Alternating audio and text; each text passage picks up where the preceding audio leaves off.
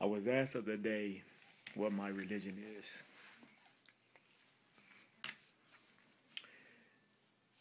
And there are some religions that say that, claim that they aren't so much a religion as they are a way of life. And if that can be true, then I believe that that would hold greatly to what I do.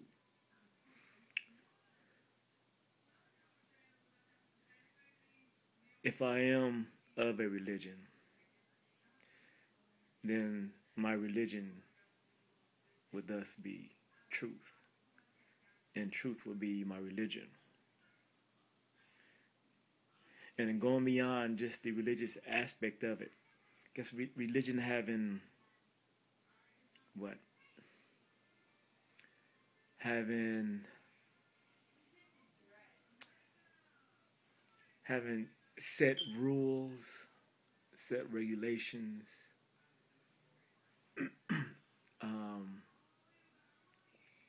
set deeds. I'm looking for a word that's escaping right now.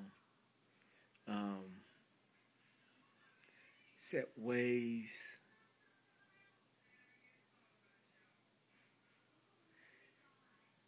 But all these for me in a word that I'm looking for that is escaping me right now would be in truth. That my rules, my ways, my commandments, my laws would be truth. Thus they all be one. They will all focus on one and the same. Not a long list. Not a lot of things to try to interpret or get misconstrued or that may conflict or even contradict. They will all point to one, that being truth. And if there's anything that didn't point to truth, then it would not be of my religion. It is plain, it is simple, it is easy. And thus, to go beyond just that religious aspect, to make it my way of life, it is taking my God and doing everything through God. Discerning all things through God. God being truth. It is doing everything through truth. It is loving truth with all my heart, soul, mind, and strength.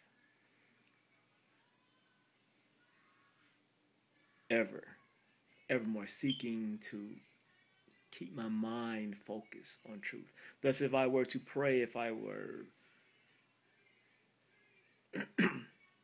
to bow, to worship, for something, meditate, it would be on truth. If I was to pray, it would be praying to truth, praying to be able to focus and see truth. Praying to get through truth through my ignorance.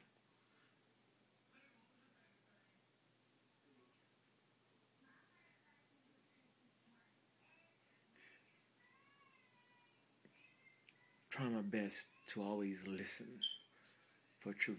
Listen to the words that are always presented to me.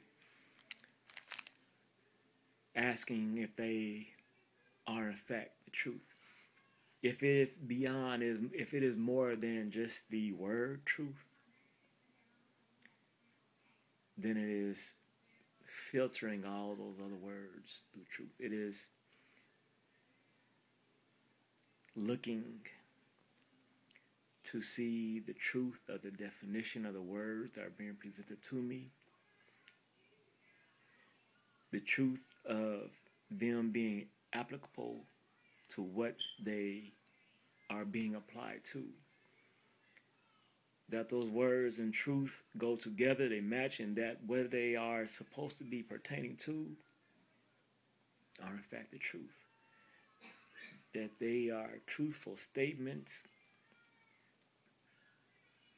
truthful discourses, whatever it is, every single word that is other than the word truth, it must go through the purification process, if you will, of truth. Because all other words are less than truth. All other words are not truth. Nothing is truth but truth, as is nothing is God but God. There is only one God. There is only one truth. That word, that spirit, in that name, that ineffable name, that is beyond that. You do understand that, yes.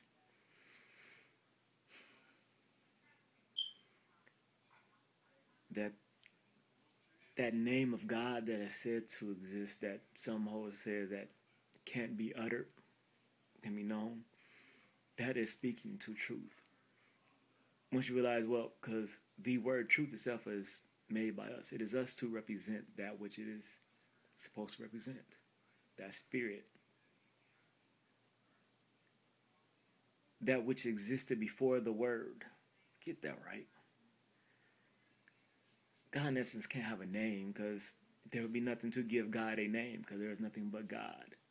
God wouldn't name itself. But truth wouldn't name itself. It's truth itself. The truth itself has no word. It is ineffable. It cannot be spoken because it is beyond word. It is beyond the vocabulary of what we can say, because it is only by way of truth that our vocabulary exists. It is a truth that speaks to that vocabulary is vocabulary. You get what I'm saying, yes? And I say all this to say, well, let me show you about the way of life. As a basketball coach, I'm always seeking to see the truth of what is, the truth of the game of basketball, the truth of sports in general, the truth of human nature, and trying to see what is the best way for me to go about being a coach. There are many who have been displeased with my coaching style because, of course, I'm different than most coaches. Because I think different than most coaches. Because I see things different than most coaches. Because I speak different than most coaches.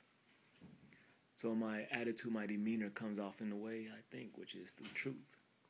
So I don't really readily accept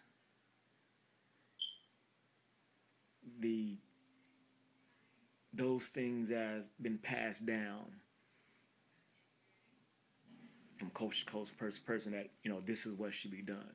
Coach has to yell and do this and do that. Well, not necessarily. Prove to me that that is truth, that a coach must do this.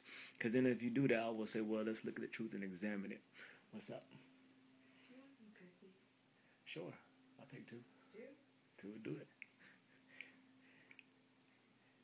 And so I will say, well, I have beaten many coaches who yell and get on players, why don't you do this?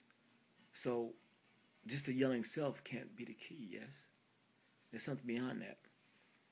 Of course, I've lost to those coaches too.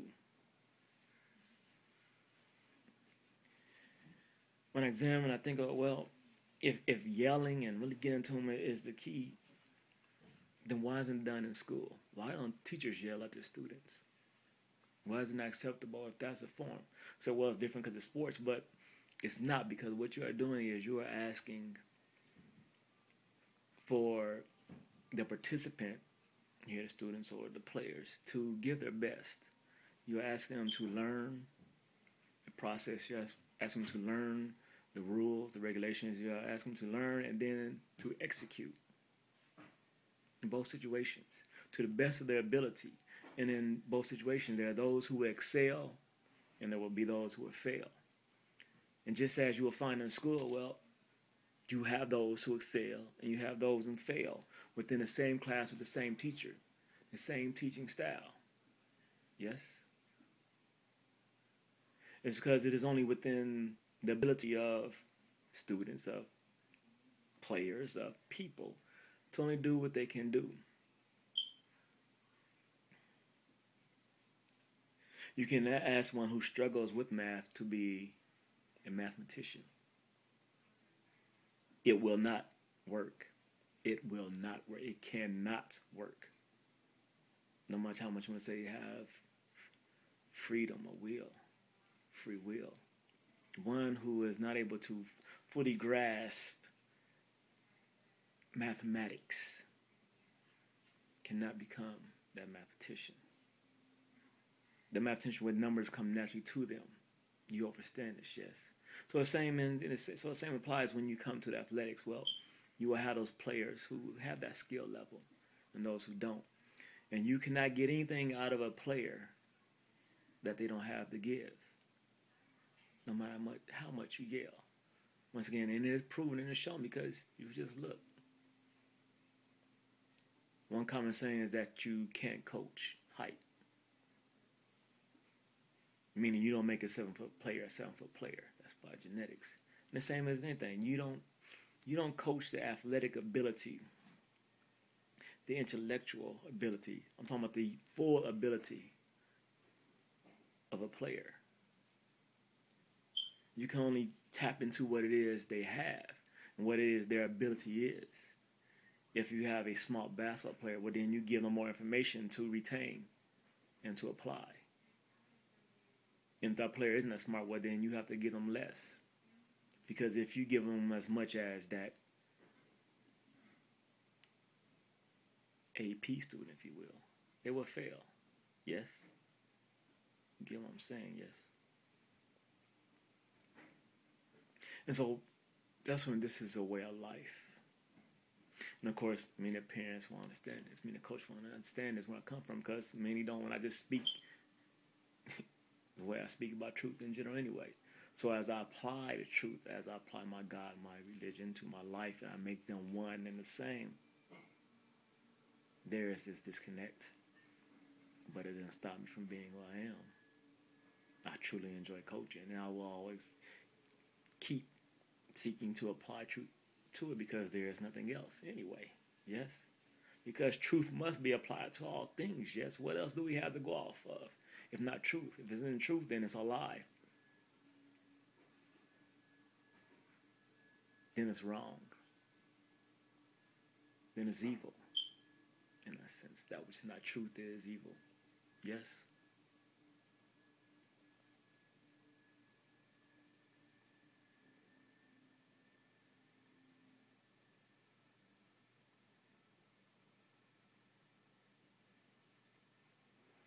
So what is your relationship to your God and to your religion?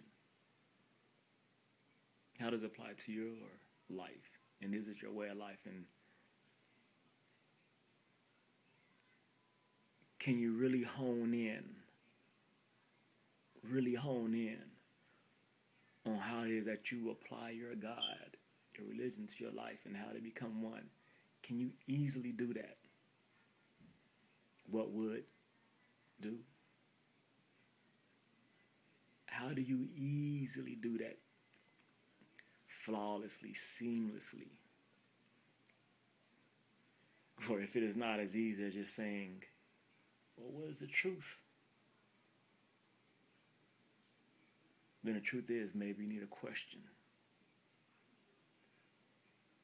your God, your religion, and your way of life.